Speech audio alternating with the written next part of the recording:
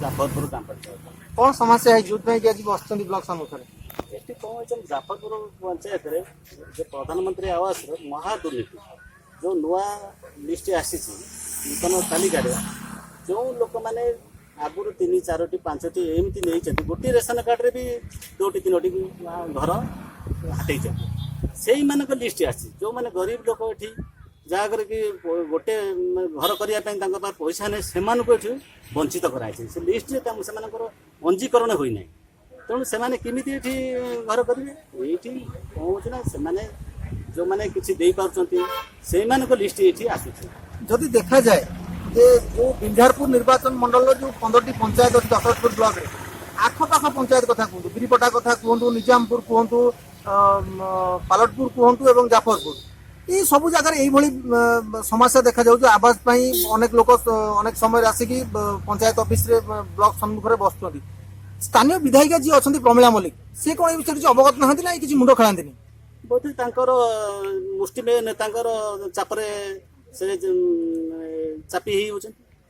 कि जो राजनीति दलीय राजनीति से ये आउ गोटे कथा देखा जाए ब्लॉक प्रशासन जो सी इनक्वारी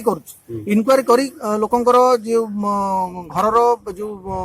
लिस्ट बनाऊँ ब्लॉक प्रशासन कौन सरपंच एमएलए हाथ में बिक्री नहीं स्थानीय जो कुछ नेता स्थानीय नेता माने प्रभावित करी विभिन्न प्रकार प्रलोभन देखा तालिका बनई दौरान आप एक स्वीकार कर ब्लॉक प्रशासन स्थानीय नेता मान इंगित काम कर निश्चित ना एमती कहीं हो जो लोक योग्य लोक मैंने वंचित जो मैंने 4टा 5टी घर नौ से फेर कमी पंजीकरण होना ये भावुँ निश्चित यहाँ छोट छुआर आरंभ कर 80 वर्ष ग्राम समस्ते आप्लाय 42,000 फर्म पड़ा प्रिंटिंग करा 42,000 लोक करते मुझे कौन कहूँ तो 42,000 कटी 11,890 आसला ता भितर योग्य लोक कटी बहुत अयोग्य लोक 11,000 आम बर्तमान सुधा 4,000 कटिगला ये